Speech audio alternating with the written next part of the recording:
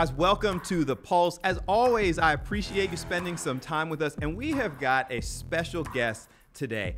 So there's that whole thing called the EGOT, right? That's what they call it. The Emmy, the Grammy, the Oscar, the Tony Awards. And only a handful of people have won those. Our guest today has 3 of the 4. We just got to figure out a way to get them an Oscar. Spending some time with us today, singer, actor, performer, author, director, activist, and advocate, Billy Porter. Thank you for taking some time out of your schedule. How are you? I am fantastic. How are you? I'm doing well. We have a fashion icon, not you, here at the station, who always wears the stuff. And I started to borrow one of the jackets because I wanted you to review my fashion sense, but I felt like I wasn't ready to take it. Is that you get that a lot? Well, you have great fashion sense just as you are dressed right now. Fashion sense is personalized. It's how you show up personally. Okay, I'll take that. And what makes you feel comfortable. All right, I'll take that. I appreciate that. A fashion icon told me that I can live my best life in whatever it is I'm wearing. And whatever you wear. Again, we thank you for doing this. So what do we have to do? You got the everything but the O in the EGOT, right? Are we about to get you an Oscar in the James Baldwin film? Well, it's possible. I mean, I also have a film coming out this summer. You know, I wrote a song. I'm a producer. I'm a writer. You know, I have many different angles and avenues that I can come in. So, you know, I'm employing all of the gifts. We'll see. So when it's time. You'll take the Oscar, but that's not actively seeking it right now. Well, I think it's yes and. You know, my focus is on the work. It will always be on the work. I am blessed to be aligned with a lot of work. Yeah. So we'll see. You know, we'll see. We are, for interviews on The Pulse, I do a little bit of research, of course, in trying to understand people's background. And one of the questions I had written down, I went back to 97 and Show Me and your, soul crooner career. And some of the things I read about an industry not being accepting.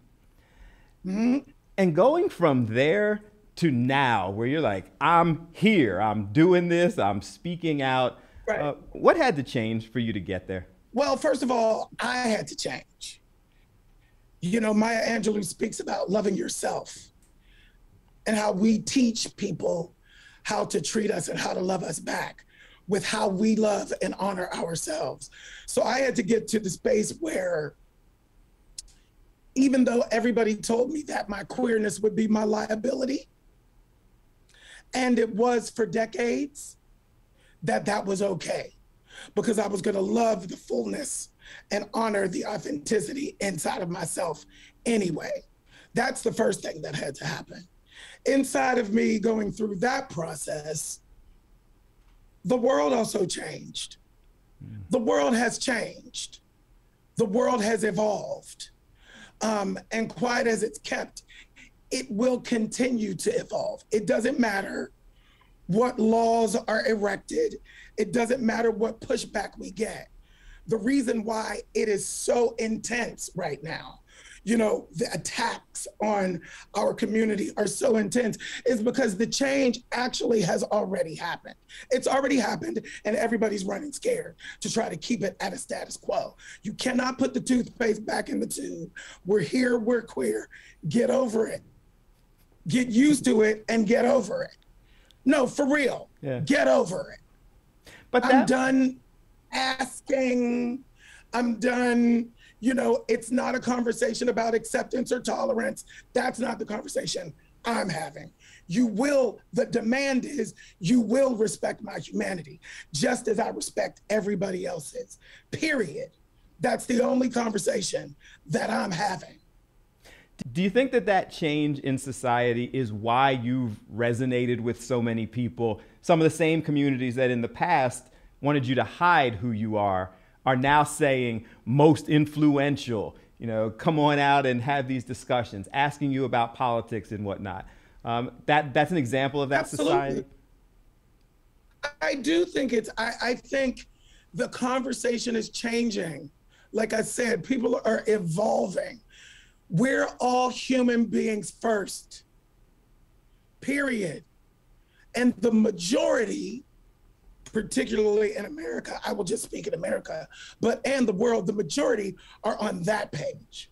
And we, on the right side of history, on the right side of humanity, tend to give the benefit of the doubt. So therefore, we continually take bags of popcorn to gunfights. And that's what we've been doing this whole time right now. We taking a bag of popcorn to a gunfight. We're not showing up for the game that we're in. We're not showing up for the fight that we're in. This is not 1965. The game has changed. And we have to align with what that is. Love always wins. I've lived long enough, I'm 53, to know this is a circle of life. Love always wins. I was here for the AIDS crisis. I lived through that. I ain't scared of none of these people. and, right? My ancestors lived through slavery, the civil rights movement. I lived through the AIDS crisis. I'm not scared of any of these people. Extract that from the vocabulary. Fear and scare and terror. We don't have time for that. It's time for all hands on deck to fight for what is right for all humanity, period. We're in the fight of our lives right now. Coming up next, what it took for Billy Porter to get to this level of self-confidence. When you shift from ego to service in the intention of your life, everything else will work itself out. I asked myself, what does that mean for me? In an industry, and quite frankly, a world that's inherently narcissistic. Now, you, the performer, at least the face of the performances, has changed. The talent has always been there.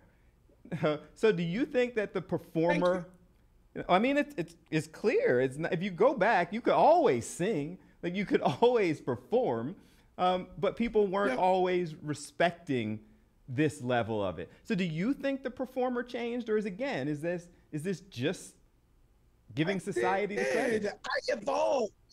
I evolved, right? When I understood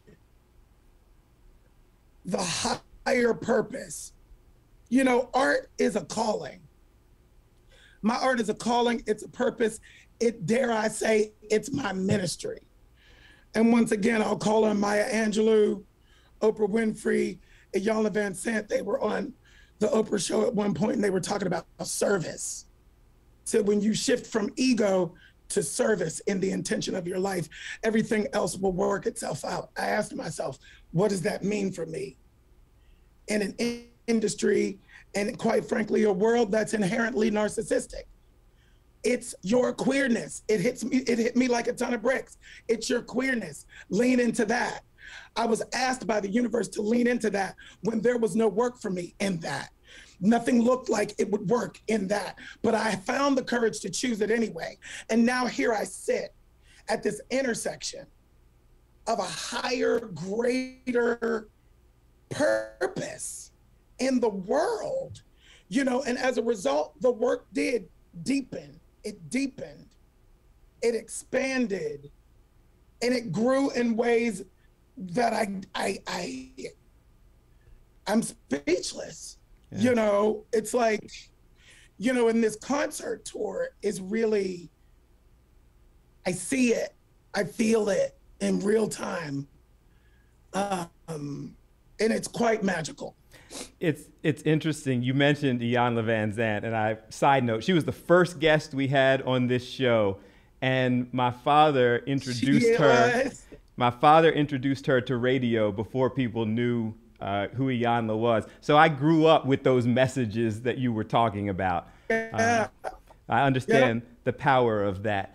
Tell us about this tour, because everything I've seen about it, read about it, obviously the performance, but it's like you said, it's almost like ministry. Like you're talking to people, you're getting love from people, you're sharing love with people. My goal when I put it together to celebrate life, love, joy, hope, peace. All these words that kind of have dissipated from our consciousness a little bit during this collective trauma we've been in. And to give the world a big bear hug and go, today is where the healing begins. Today is where the collective healing starts, because I talk about it in the show. It's inside of the gathering. That's where the healing lies. We can't do it isolated. So that's the first goal of this tour. The second goal is informative. It's a retrospective of my life, because there seems to be some confusion. I am multi-hyphenated, and therefore I confuse people. The multi-hyphens all exploded at the same time. Everything, everywhere, all at once. I've been doing it all for over 30 years, and they've all exploded at the same time. The acting, the singing, the writing, the directing, the producing, the fashion, all of it at the same time. And so some people have entered the Billy Porter train at the beginning and all the way up until now. And I find it ironic that for the first 25 years of my career, I was trying to get the gatekeepers of the acting side of the industry to take me seriously as an actor. They were like, oh, he's that singer, he sings. So now I get that credit, and I'm reading things online like, oh, I didn't know Pray Tell could sing. Okay, first of all, my name's not Pray Tell. Second of all, really? Like, I have to now go and re-educate, and that's okay. And so the show is a retrospective of my life. There's video packages, the different sections are different sections of my life and career. I do a throwback R&B section. I do a Kinky Boots theater section. I do a political section. It's eclectic. There is a narrative, in a sense, that doesn't always necessarily happen at a rock concert, and it's a rock concert. So it's very different and special. And we've been able to find our stride. I think we're on like show 16 or 17 now. Mm-hmm. And we've been able to find a rhythm that is explosive and expansive, and healing. Yeah. And I'm excited. Coming up, the world is much more accepting, but there are still lots of walls to break down. Radio is being shady right now over here. That's okay. They won't always be. They're going to have to come to the table eventually. At the Met here in Philadelphia, June 1st, Black Mona Lisa is coming out later in the summer, in September. Fashion is out now. And Baby Was a Dancer. Okay. I don't want to sell short all the things that are coming out. Baby Was a Dancer went number 2 on the BBC UK charts last week. Baby was a dancer. She was born to be a lady. Baby Was a Dancer. Let's give that some love. Okay. We don't get a lot of love over here in America yet. Radio is being shady right now over here. That's okay. They won't always be. They're going to have to come to the table eventually with me. With everything, they're coming to the table. You would see that. Yeah, they're coming. With everything that the battles that you've had to fight, the political stuff that you've stood up for, the industry that pushed back against you, are you at all surprised at the level of being embraced that you are receiving now? Did you, when you were struggling, challenging, think that it would get here? Yes, I'm surprised. Yes, I'm surprised. Everybody told me my queerness would be my liability. I went to drama school to learn how to be straight, to act straight. I can do it. Look at my first music videos. I can do it, and I did it very well. They made me feel like I didn't do it well, but I did it well. The proof is there. I was told my queerness would be my liability, and it was. For decades. I was trying to be perceived straight enough so I could eat, and then something shifted. And now my queerness is my superpower. And I'm grateful that I lived long enough to see that day. because that's a tipping point, as Malcolm Gladwell says. That's not just me. That's a bunch of different things getting to a space where they tip over. And now, you know, I'm embraced. I don't know what to say. Well, other than the tipping point happened. Listen, I went over to the Met website and was looking at ticket sales for your show, and I don't recall seeing on any of the others or any of the other guests we've had that it says at the top something like extremely high demand show. That was basically telling people you better get your tickets now or those tickets are going to be gone. Oh, that's good. That's great. That makes me happy. Next, his message to social media, critics, politicians, just respectfully back up.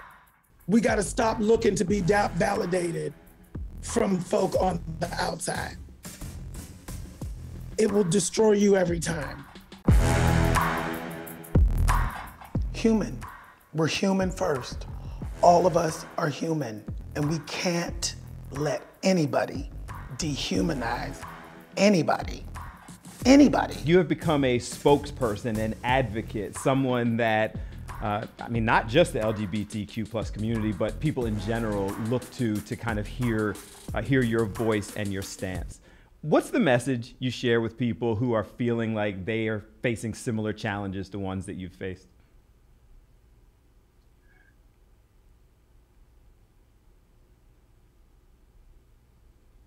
Love always wins. There will be blood in the process. That ain't new. And validation for our own humanity comes from the inside out. We got to stop looking to be validated from folk on the outside. It will destroy you every time. And our culture thrives on the latter, being validated from the outside, social media, in particular. Stop that. Stop the necessity and the need for that, and then focus on how we make a change and a difference and a change for good in this world. And that segues to my final question. Every episode of The Pulse ends with the concept of use your voice for good. We ask everybody what that means to them. What does that mean to you? It means what you're seeing. It means that my power is my art. And I have always and will always use it for good, always. Guys, thank you so much for spending some time with us today, watching The Pulse with Billy Porter. It was another one of those interesting episodes where what you see out there publicly is not always in line with what you get when someone has more time to explain their thought process, the behind the scenes, the things that they've experienced. That's why I love doing this show, and that's why I enjoyed spending time with Billy Porter. We know about all of the success, we know about the voice, we know about the performances, but we may not have been as aware as the struggles, the activism, and the reason that they're so out there and aggressive in fighting the good fight. That became clear and apparent almost immediately. So I hope you enjoyed the discussion as much as I did. A reminder that you can hear the entire thing. Just subscribe to the podcast, all places that podcasts are available. And keep in mind that if you go to our website, go to YouTube, you can also find some past episodes. Had some really cool guests over the last year plus, but certainly over the last several weeks. Cedric the Entertainer, Tracy Morgan, Michael Rappaport, Sarah Silverman, so many others. So head on over and check it out. Hit me up on social media at BillAFox29. I am always eager to hear from you. And I leave you today, as I always do, reminding you that whenever you can, use your voice for good and have a good one.